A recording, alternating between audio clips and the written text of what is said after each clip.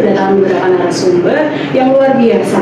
Dan kali ini akan membahas tentang topik melawan stigma HIV di masyarakat. Yuk tanpa berlama-lama, mari kita mulai. Dan selamat datang di podcast kami yang spesial hari ini. Saya Newi Zakianaza, mahasiswa Ilmu Komunikasi Universitas Amputan Tular Jakarta yang akan menjadi host pada acara podcast pagi hari ini. Dan yuk kita kenalan dulu nih sama narasumber kita pada pagi hari ini. Dari sebelah kanan saya ada Ibu Zenita. Boleh kenalan Bu, Ibu sebagai apa di dokter ini gitu? Terima kasih ya. Iya. Saya Dr. Zenita, saya bertugas di Klinik Melania. Saat ini saya sebagai penanggung jawab Policlinic PDP. Policlinic PDP ini adalah klinik yang khusus melayani orang-orang dengan HIV dan AIDS. Luar biasa ya. Luar biasa sekali. Lalu ada Ibu Devi. Assalamualaikum. Waalaikumsalam. Saya Dr. Devi. Saya bertugas di Klinik Melania ini sebagai dokter PDP maupun juga dokter IMS. Terima kasih. Terima kasih kembali Ibu. Lalu ada Mr. X nih. Mr. X ini coba Kak. Dia Ya, perkenalkan saya X. Saya seorang anggota Kodim sudah 5 tahun menjadi seorang. Oke, terima kasih Mr. X. Lalu ada sebelah kiri kan saya nih, ada Ibu Serafina Maida. Yuk, kenalan yuk. Iya, baik, terima kasih Mbak Nelly ya sudah mengundang Ibu di acara podcast di mahasiswa Ilmu Komunikasi Universitas Amputan Tular. Pertama-tama saya mengucapkan terima kasih juga kepada dokter yang sudah berkenan mengisi acara kami, anak-anak kami. Semoga ini menjadi bermanfaat buat kita. Perkenalkan, saya adalah salah satu dosen Ilmu Komunikasi di Universitas Amputan Tular.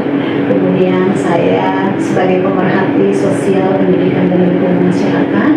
Dan kebetulan juga saya adalah asesor nasional di berbagai BNSP. Terima kasih. Sofia, luar biasa sekali nih para narasumber kita. Lalu ada Kak Rosa nih.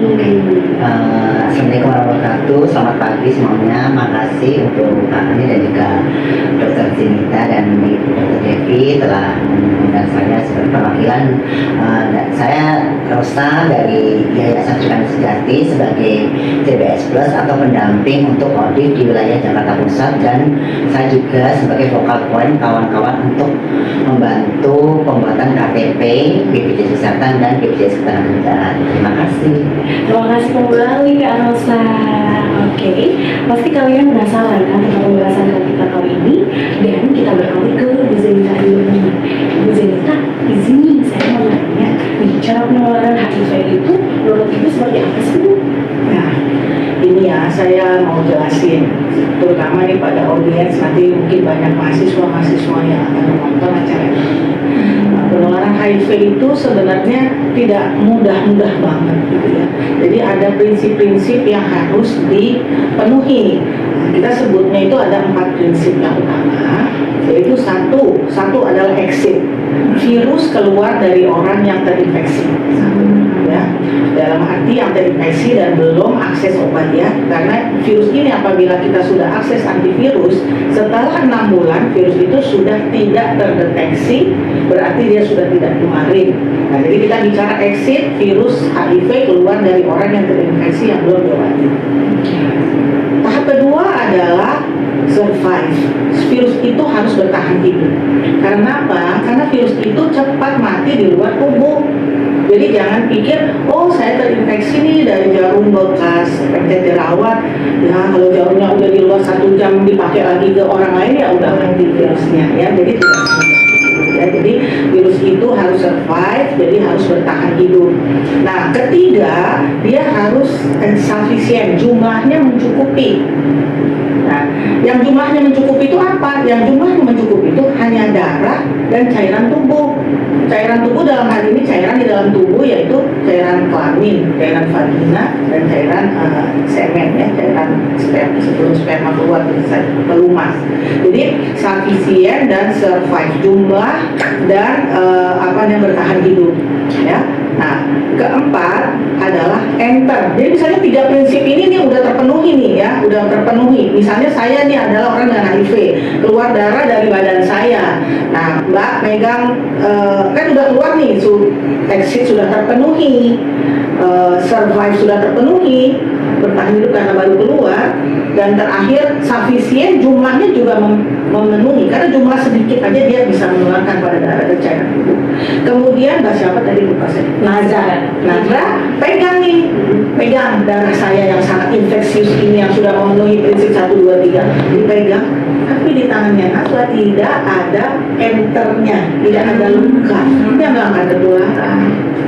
Ya, jadi itu prinsip penularannya. Jadi keringat nularin nggak? Kayaknya enggak, karena jumlahnya nggak mencukupi. Ya, kan orang bilang dari keringat nularin nggak? Jadi harus memenuhi 4 prinsip ini. Nah, yang paling sering ini adalah pada terakhir pintu masuknya. Pada mana ini biasanya? Pada heterosteks, pada dinding vagina yang udah rapuh, dan yang sekarang banyak ini pada hubungan sejenis, pada dinding anus. Ya, dinding anus bahkan sangat rapuh, katanya lebih rapuh dari dinding vagina. Disitulah enternya, disitulah pentingnya orang memakai pengaman. Jadi 4 prinsip. Ingat, exit, survive, sufficient, enter. Yang terakhir itu enter ya. Enter. Jadi kalau salah satu prinsip ini tidak terpenuhi, virus HIV tidak akan tertular. Berarti untuk penularan keringat yang tadi Ibu sebutkan itu tidak bisa menularkan Karena jumlahnya nggak mencukupi, Jadi dengar ya kalian ya, jadi jangan sembarangan oh keringat ini menular loh, itu enggak, ternyata sudah dijelaskan oleh dokter Zenita. gigit nyamuk juga ada orang bilang tuh saya takut datang ke orang itu kan dia harus positif kan nyamuk gigit dia gigit saya, itu juga nggak bisa karena begitu diisuk darah sama dia nyamuk sudah mati terus. Nah, virusnya hanya bertahan hidup di human manusia. Wah, Zona aman ya, zona aman. Oke, kita berlanjut ke dokter Devi Indra. Dokter, pandangan dokter untuk melawan stigma HIV di masyarakat itu seperti apa sih? Boleh dijelaskan dok? Terima kasih. Sebenarnya orang dengan virus HIV ini sama aja dengan penyakit yang lain. Iya. Sama. Yang membuat berbedanya karena dia sudah tidak punya daya tahan tubuh lagi. Jadi daya tahan tubuh yang diberikan Tuhan kita, ya, itu untuk melawan virus-virus yang masuk ke dalam tubuh kita. Tapi dengan adanya virus HIV ini menjadi lemah. Nah itu ada bedanya. Kalau minum obat, orang dengan penyakit diabetes juga minum obat seumur hidup. Orang dengan penyakit hipertensi juga harus minum obat seumur hidup. Nah, yang lebih kita harus ketahui lagi bahwa orang dengan HIV ini itu tanggung jawabnya bukan hanya orang kesehatan, tapi tanggung jawabnya adalah kita semuanya. Iya. Karena apa? Ibu dari alhamdulillah sekali ya, bagus banget pertemuan ini. Jadi kita bertanggung jawab terhadap teman-teman kita. Saya bilang teman-teman kita. Nah, karena apa? Karena dia tertular dengan perilaku dia sendiri. Di perilaku yang berisiko. Jadi bagaimana caranya kita supaya jangan melakukan stigma?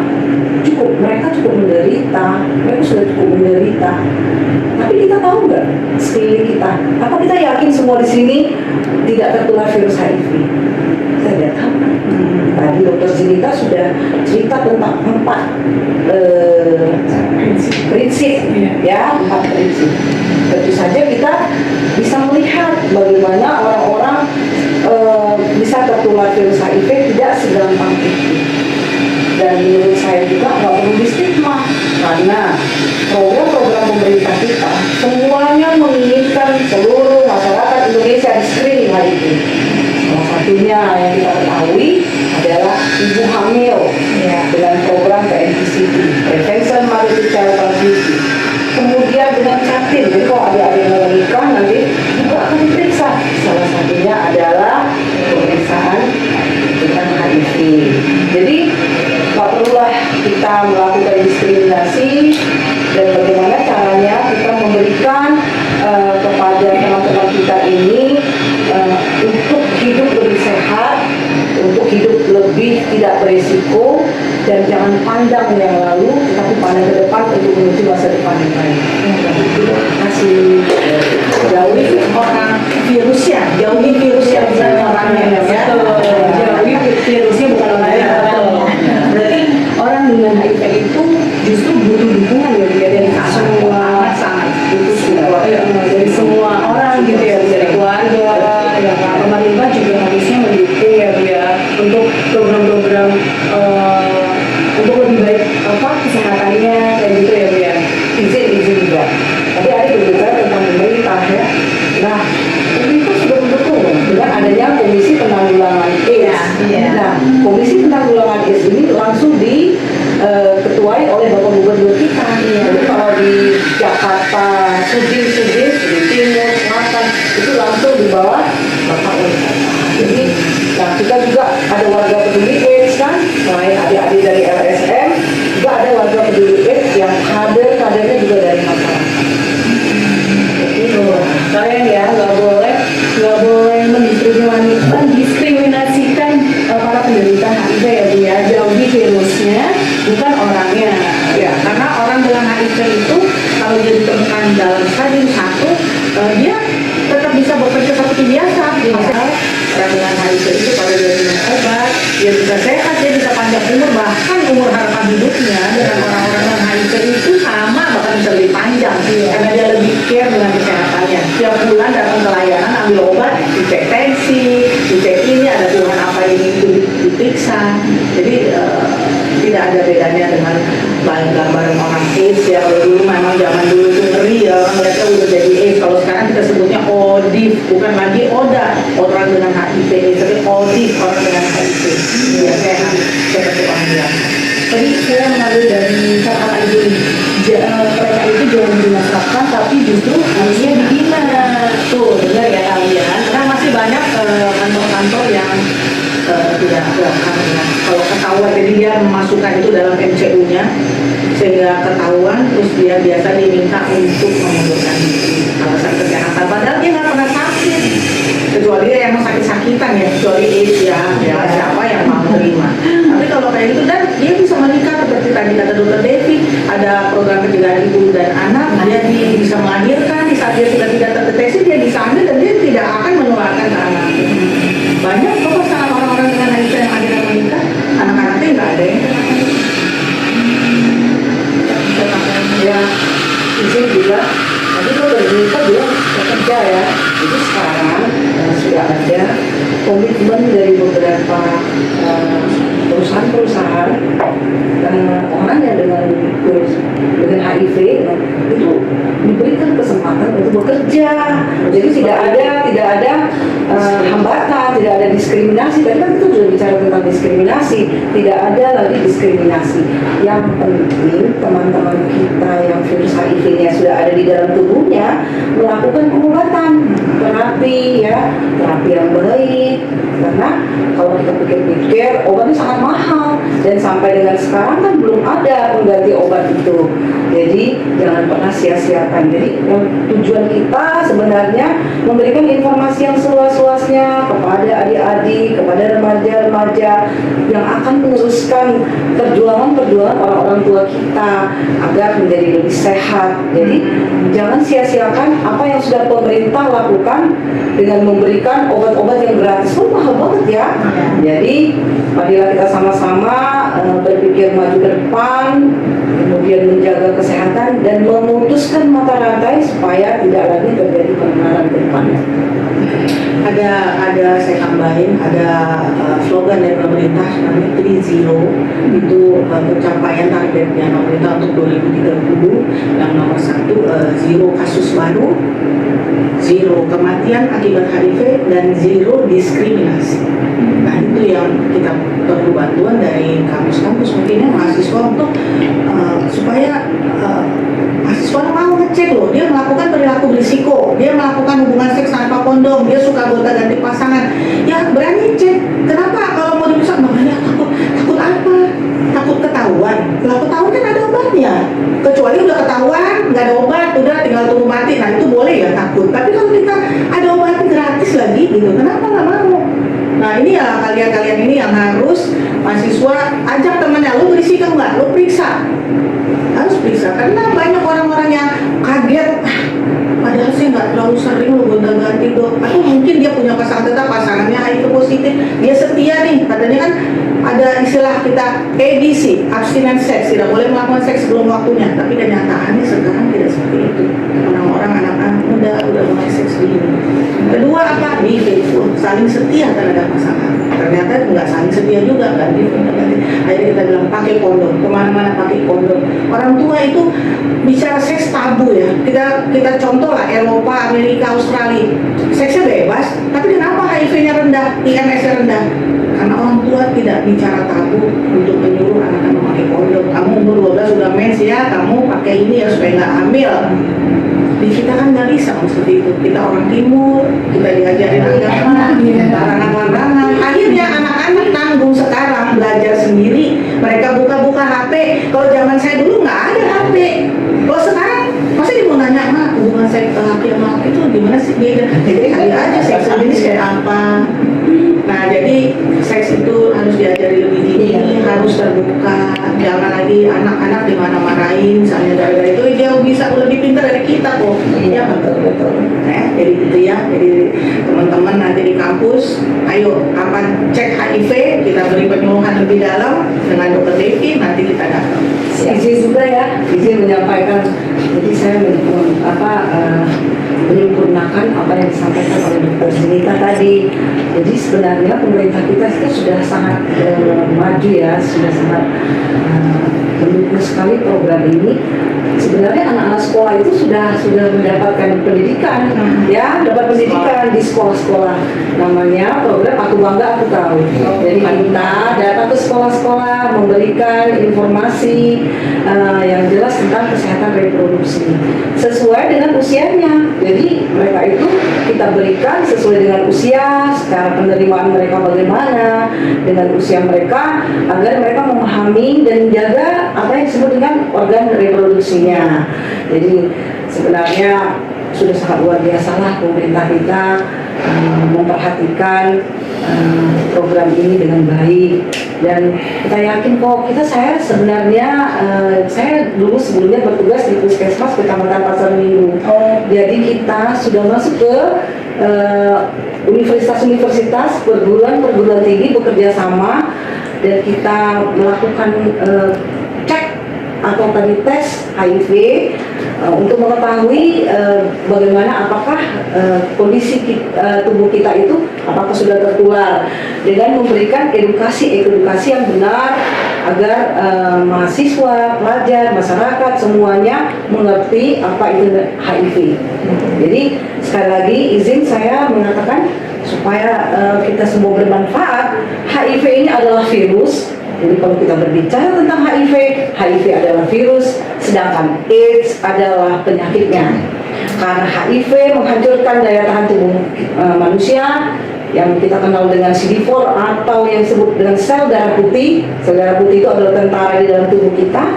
Karena dia sudah lemah, semua penyakit masuk dalam tubuh kita, nggak ada tentaranya lagi, berkumpul menjadi satu. Itu yang disebut dengan AIDS.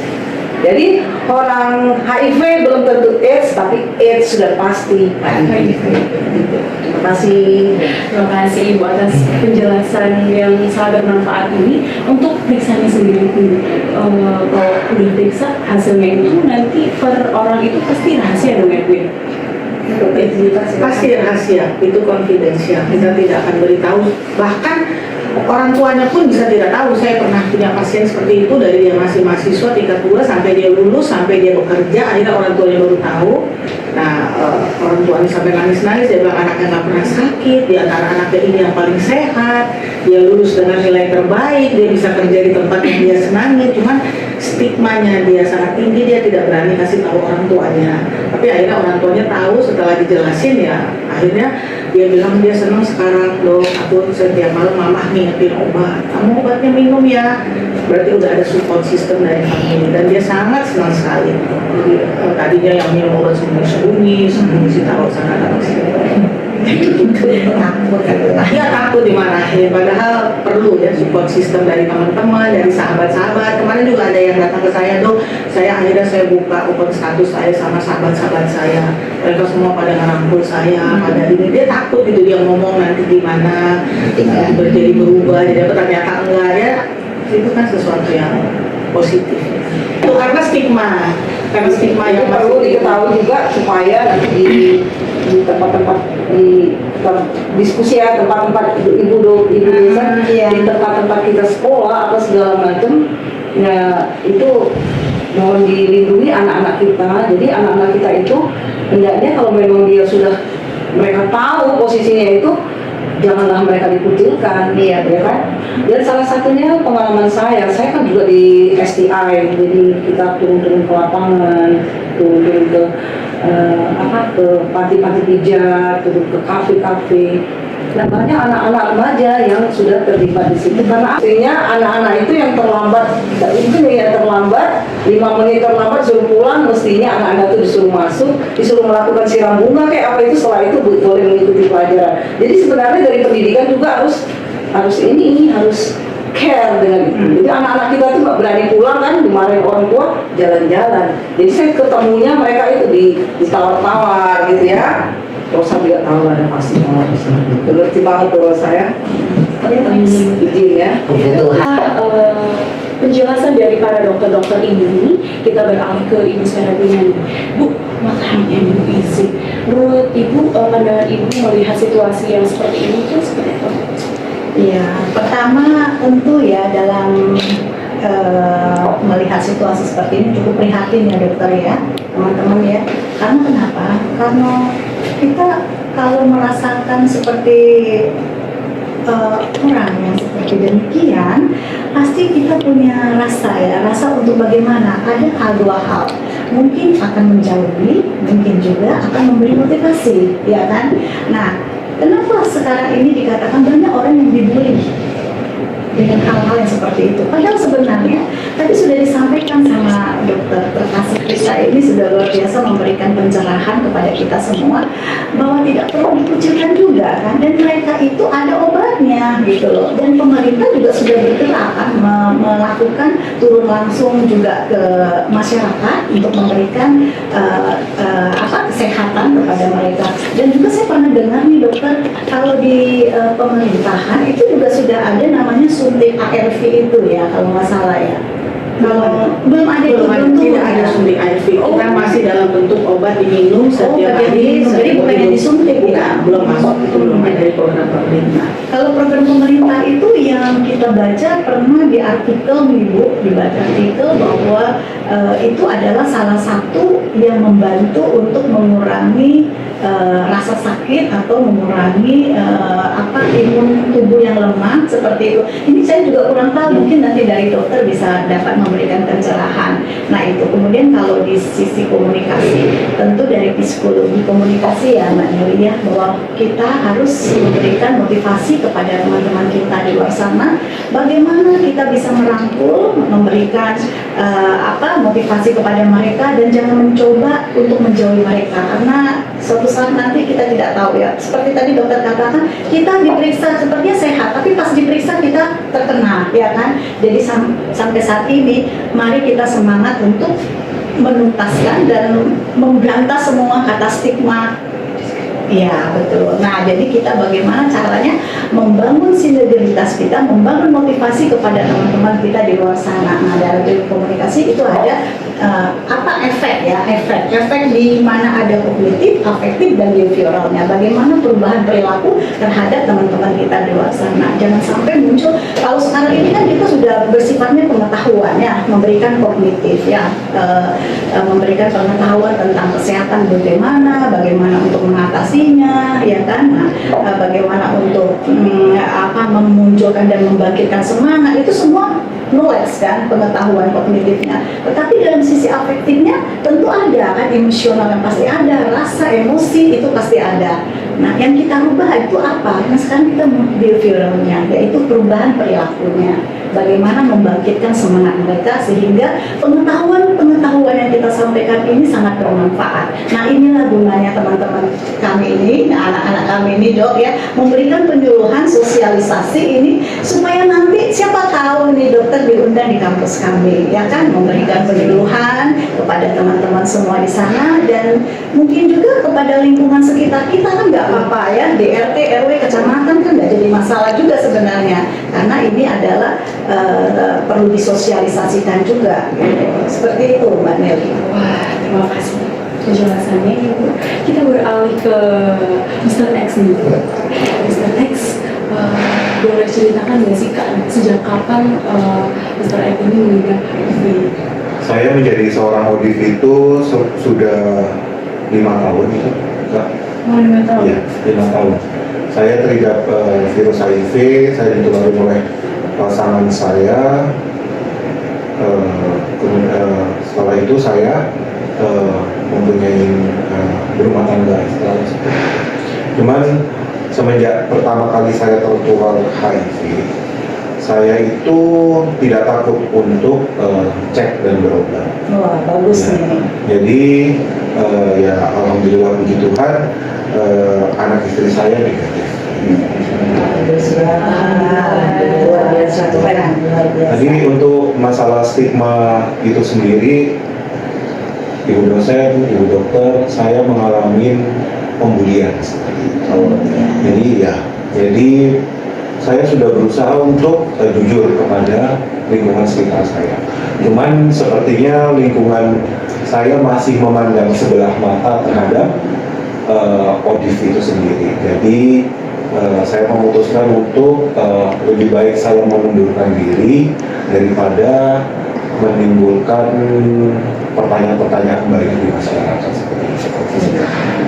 Maaf tadi Mr. X tadi sudah sempat disampaikan kata bully ya, bully ya. Ya. Berarti pada saat itu Mr. X ini bully dalam verbal atau fisik langsung Waduh. dua-duanya atau semuanya ini? Kalau masalah pembulian itu, ibu dosen, semuanya sudah saya alamin. Bahkan Oh, ya. mungkin begini ya dok ya. Fisik juga termasuk ya? Mungkin lingkungan tidak tahu bagaimana cara menularkan dan ditularkan seperti itu. Jadi ketika lingkungan kantor saya mengetahui saya ODIF, itu semua alat makan saya dipisah satu persatu. Bahkan kadang-kadang mereka itu pun enggan ngomong berbicara sama saya, itu kadang-kadang mereka tuh nggak paham seperti itu. Jadi padahal sementara saya sendiri itu penyebab nggak semua orang terserang virus HIV itu karena kesalahan dia sendiri. Iya. Bisa jadi ini karena kesalahan pasangannya, bisa terjadi karena mungkin donor atau apa, kami kurang tahu ya, mungkin dokter yang bisa menjelaskan, mungkin seperti itu. Jadi harapan kami sebagai seorang ODIF sih mohon untuk saling support aja lah kayak gitu. Jadi karena kalau dilihat-lihat juga kita semua sama. Jadi seperti itu. Betul. Ya. Kak, padahal pembulian ini saya mendengar itu turut prihatin sedih Iya. gitu loh Kak. Padahal penularan HIV itu bukan karena Iya. bukan juga ya. Iya, dokter ya. betul. Iya, jadi waktu saya kerja itu bahkan ada yang ngeliat pun itu jijik gitu loh. Gitu loh, Dok. Jadi dikucilkan. Iya, dikucilkan kayak gitu loh. Makanya daripada terus seperti ini gitu loh, lebih baik saya aja lah yang mengundurkan diri, mungkin itu lebih baik seperti itu. Cuman saya bisa membuktikan ke masyarakat, ke semua orang di lingkungan saya, justru semenjak saya menjadi seorang ODIF itu Tuhan memberi kepada saya itu kesempatan kedua gitu. Jadi saya pinginnya saya bisa di kesempatan kedua saya ini kan, saya kepingin bisa berkarya lebih baik daripada sebelumnya. Semangat Mr.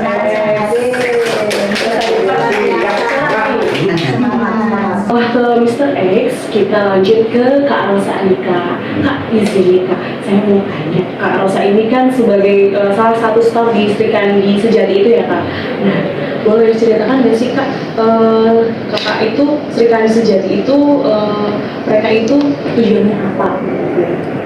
Serikandi Sejati itu tujuannya itu ya apa sih, dia kayak awal-awalnya didirikan Serikandi Sejati itu apa, jadi mungkin kawan-kawan transpuan yang udah istilahnya yang dibilang, yang kalau bilang kita bilangnya senior ya, istilahnya yang dulu-dulu itu punya persepsi atau punya prinsip, sama ibaratnya transport yang satu punya begini, punya pandangan, oh transport itu harus dikumpul, terus transport itu harus berdaya, terus dia punya tujuan dan kepentingan sama, akhirnya dari visi dan misi itu kita jadiin satu ya, jadi satu istilahnya gimana nih kalau kita mendirikan suatu yayasan atau suatu wadah untuk kawan-kawan transport. Nah di situ apa namanya, didirikan dulu pada tahun 1998 ya, sampai saat ini sampai udah 25 tahun, dan itu untuk pendirinya saat ini diketuai oleh Ibu Leni sebagai direkturnya, dan dinamai dengan anak staf-stafnya yang lain. Dari Kak Rosa sendiri nih, pandangan Kak Rosa terkait stigma HIV itu seperti apa? Stigma dan HIV, tentang stigma HIV dan diskriminasi sebenarnya dari zaman dulu sudah ada ya, tapi kan setelah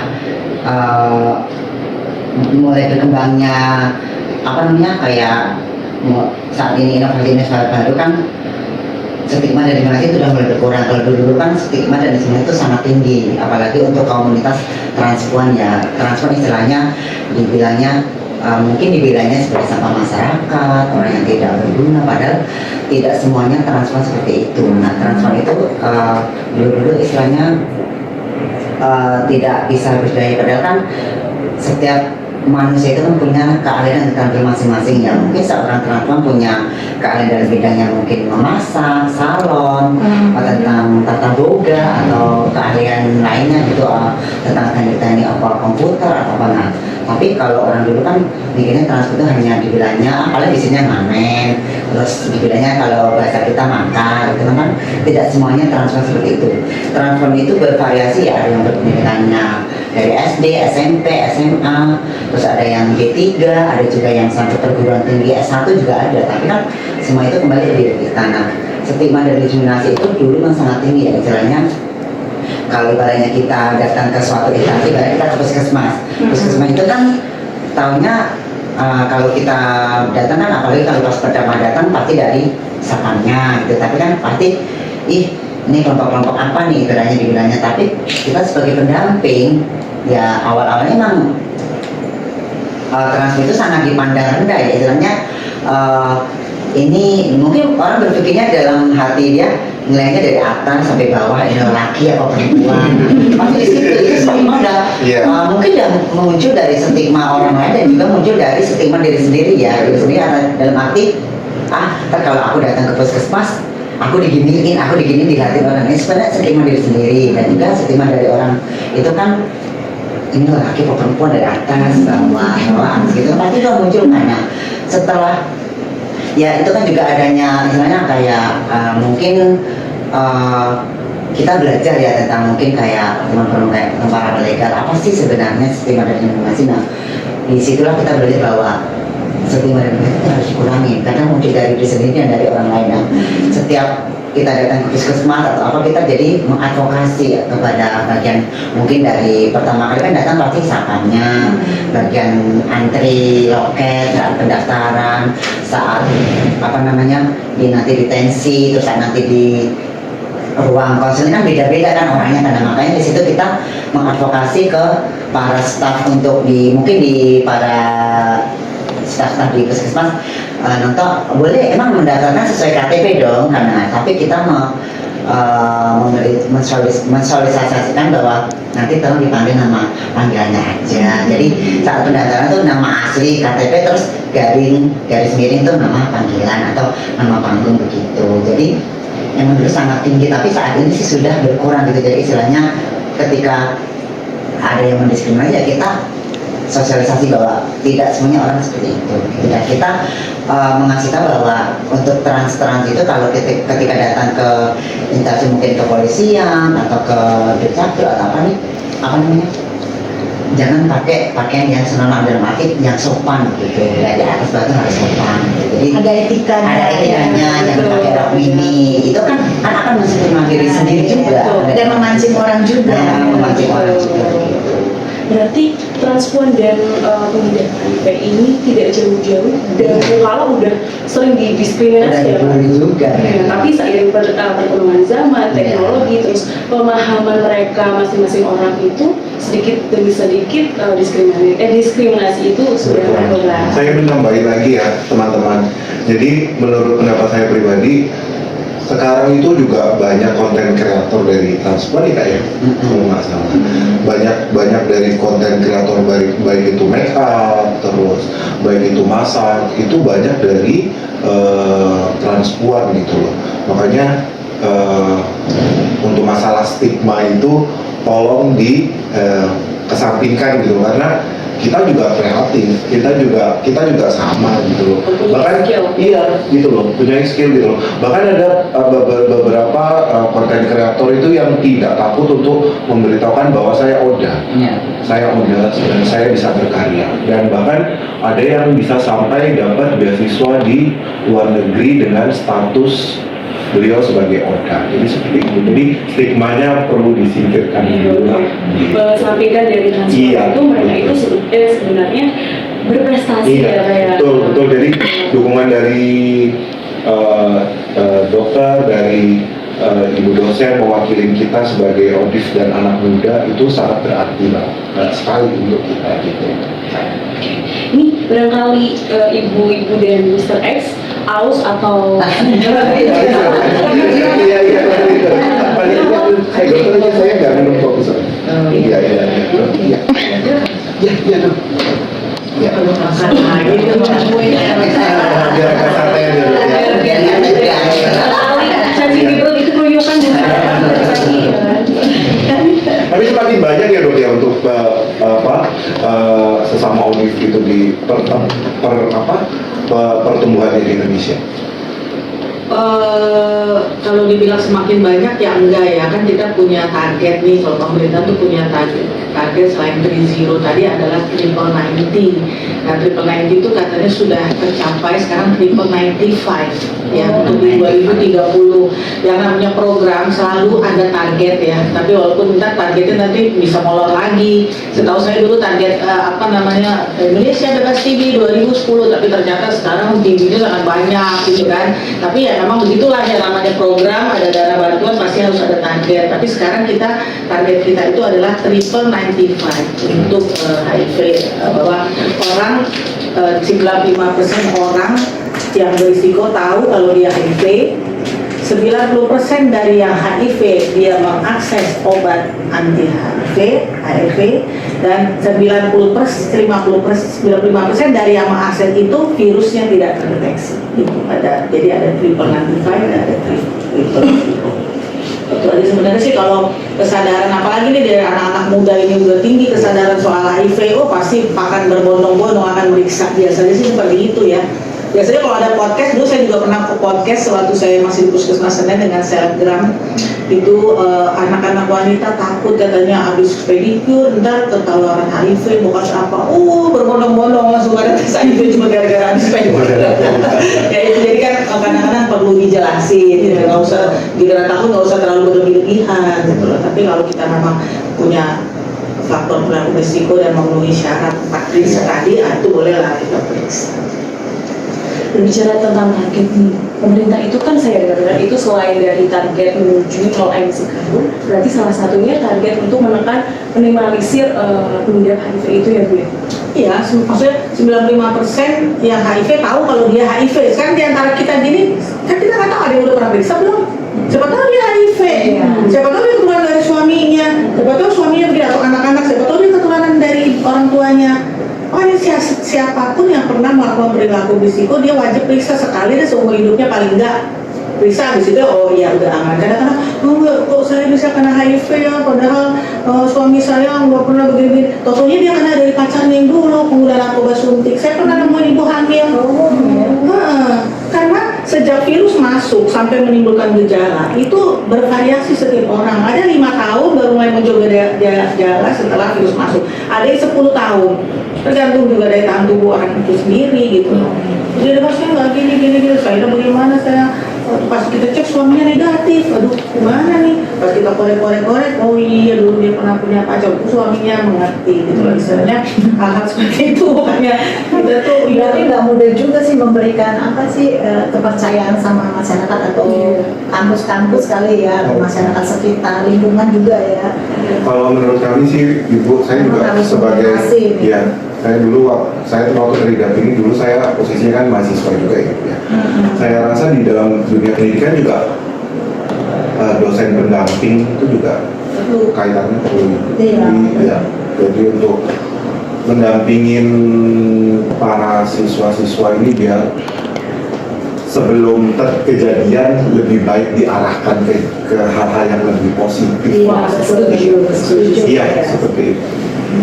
Jadi untuk kalau misal di luar sana orang-orang melakukan hal yang beresiko, jangan ragu untuk periksa ya Bu. Iya. Karena daripada fatal sampai berujung kematian itu kan kesel gitu. Karena kan kita nggak tahu virus itu datang atau gimana. Selain key populasi tadi, populasi kunci tadi, kita ada yang kita sebut juga populasi rentan. Populasi rentan itu kita bilang misalnya supir, angkutan jarak jauh, misalnya kan itu suka jadi jajan, ya semua ya, maksudnya kita kan ngomong pada umumnya begitu. Nah istrinya di rumah kan nggak tahu apa, tiba-tiba dibawain penyakit sama suaminya, kalau nggak penyakit kelamin, apa penyakit HIV, ini virus. Nah hal seperti itu namanya populasi rentan. Kita dulu juga turun tuh kayak ke terminal ya, ke bus stasiun untuk ngecek terminal bus tuh. Berarti semuanya bisa kena ya dok? Nggak Bisa. nggak harus narkoba, LGBT, Bisa. Semuanya bisa narkoba. kena. Ya makanya itu ada program catin kalau mau menikah diperiksa. Ibu Supaya tahu, hamil. ya. Iya. Supaya tahu. Untuk melihat kesehatannya. Iya. Iya, karena kadang ibu-ibu rumah tangga tuh banyak tuh penularan dari suaminya biasanya. Mengurangi jumlah ODIF itu sendiri gitu loh. Mau sedikit tambahin sebelum berakhir, kami klinik Melania ini adalah klinik yang baru, jadi baru kita baru berdiri di bulan Maret ya di 2023. Kami mengkhususkan diri untuk pelayanan kesehatan seksual untuk PDP dan IMS. Kalau misalnya ada teman-teman yang ingin datang ke sini, kami nanti ada konseling, ada konselor yang akan bisa cerita apa aja yang harus ceritain. Nanti kita akan tes, untuk saat ini kita masih promosi tes HIV dan tes sifilis itu gratis. Apabila nanti hasilnya positif dan dia dalam keadaan sehat, kita bilang stadium 1, dia bisa langsung hari itu juga akses obatnya. Ya, jadi karena kita ada namanya program tes and treat, di situ ketahuan, di situ positif, hari itu juga langsung minum obat. Ada misalnya tapi kalau dia ada gejala-gejala TB atau dia ada penyakit berat lainnya, dia harus obati dulu yang kita sebut tadi yang dokter Devi ceritakan. Kalau dia sudah tidak ada dalam tubuh, penyakit berdatangan kepada dia yang kita sebut dengan infeksi oportunistik, di mana infeksi mengambil kesempatan pada orang yang daya tahan tubuhnya sudah turun. Nah itu kita obati dulu IPO-nya. Nanti setelah IPO-nya mulai masuk, baru kita masukin antivirusnya bersama. Tapi kalau pada mahasiswa, pada yang anak muda-muda yang baru tertular di bawah 2 tahun, 3 tahun itu biasanya masih sehat-sehat semua. Jadi kita bilangnya, saya adalah orang sehat yang hidup berdampingan dengan virus HIV. Ya kan? Ada tanaman di dalam badan saya yang harus saya siram setiap malam. Jadi mereka kadang-kadang nggak mau bilang itu obat, mereka bilang vitamin. Nah, gitu ya. Nanti kan Ibu tadi yang terkait dengan ilmu komunikasinya ya. Mutiara kamu masih sud ya? Masih sud ya. Jadi saya menambahkan sedikit tentang yang sekarang ini lagi marak bully ya. Bully ini kan ada yang tadi saya sampaikan sama Mr. X adalah fisik sama verbal ya. Nah ini yang sering terjadi. Jangankan kita langsung ya, tapi kadang juga di media sosial sering terjadi ya. Jadi kalau kita mau dibully sama orang, saya punya tipsnya, jangan kita menyambungnya lagi gitu loh. Terus jangan kita meneruskan hujatan kepada mereka. Jadi kita diam saja dulu, kita simak dulu ya. Nanti pasti ada caranya. Kemudian kalau fisik ya, kalau bully fisik itu kan dipukulin, dicubit ya, dikurung, diapain gitu ya. Lalu bagaimana dia untuk bisa berani untuk mengkomunikasikan kalau saya ini dipukulin sama si X atau si Y gitu. Tapi harus apa? Dia harus berani mengkomunikasikan itu kepada keluarga atau kepada pendampingnya atau pada teman sahabatnya, harus berani untuk menyampaikan, mengkomunikasikan itu. Nah, bagaimana juga kalau ya bully yang verbal ya, kalau verbal ini kan lebih tajam ya, dan yaitu difitnah ya kan, dikucilkan dengan kata-kata yang bagaimana, dimanipulasi datanya lalu dibuat heboh gitu. Itu sama aja menyakitkan orang yang dibully kan. Coba rasakan kalau kita yang seperti itu. Nah, kita harus bagaimana? Kita harus tenang saja, karena orang yang melihat kita kan, orang yang melihat kita pasti orang itu tidak akan masuk untuk percaya dengan kata-kata seperti itu, karena orang bisa melihat kita selama ini. Jadi harus percaya bahwa di luar sana boleh orang membuli kita, tetapi kita harus bisa menjadi problem solver, bukan menjadi provokator. Jadi kita harus bisa menjadi problem solver. Kita lindungi diri kita, yaitu komunikasikanlah dengan orang-orang di sekitar kita yang mungkin kita anggap kita lebih percaya, seperti itu ya. Wah, mantap penjelasannya. Jadilah problem solver, jangan jadi provokator ya Bu ya. Mantap.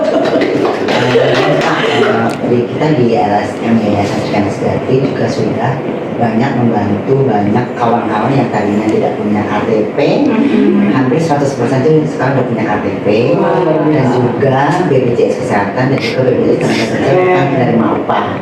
Karena istilahnya, karena kita sering melihat kawan-kawan transpuan meninggal dunia itu hanya tidak seperti ibaratnya seperti mengumpulkan kucing, tinggal gitu saja. Tapi ketika kita sudah mendaftarkan kawan-kawan untuk BPJS Tenaga bukan penerima upah, karena kan yang ada mandiri, jadi fungsinya nanti ketika seorang transfer meninggal dunia dia ada biayanya untuk biaya pemakaman, dan juga nanti di lembaga kita Yayasan Serkan Sejati kita sudah membantu kurang lebih 100% udah lah ya untuk kawan-kawan transpuan yang tadinya tidak mempunyai KTP dan sekarang sudah gampang untuk membantu kawan-kawan transpuan. Bahkan kita juga membantu kawan-kawan yang ibaratnya dari KTP daerah pindah untuk KTP Jakarta, terus kita membantu membuatkan BPJS Kesehatan karena kalau kita sudah punya identitas KTP pasti kita butuh namanya BPJS Kesehatan. Itu karena sangat penting ketika ada seseorang transfer yang sakit, kita ada BPJS Kesehatan, kita bisa membantu lebih gampang karena kan kalau sakit kita perlu biaya kan. Nah, ketika ada BPJS Kesehatan kita dipermudah di situ, dan juga kita membantu BPJS Ketenagakerjaan yang bukan penerima upah. Ada yang preminya sebulan 16.800 atau dan juga 36.800. Kalau 16.800 itu jaminan kecelakaan kerja dan juga jaminan kematian. Jadi ketika nanti ada kawan transpuan yang kecelakaan kerja, bisa ibaratnya pas ketika dia lagi pergi bisa mengklaim untuk asuransi kecelakaan, tapi dengan syarat-syarat yang berlaku. Dan juga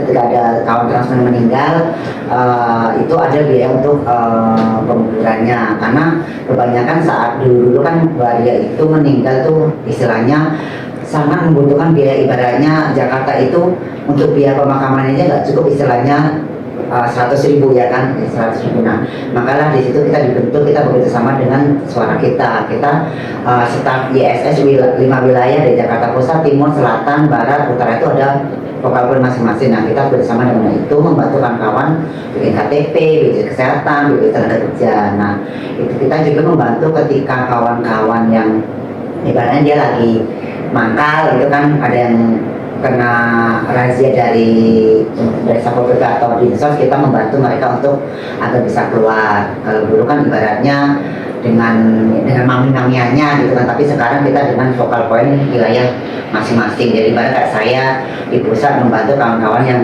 tertangkap di wilayah pusat, di timur ada, selatan ada.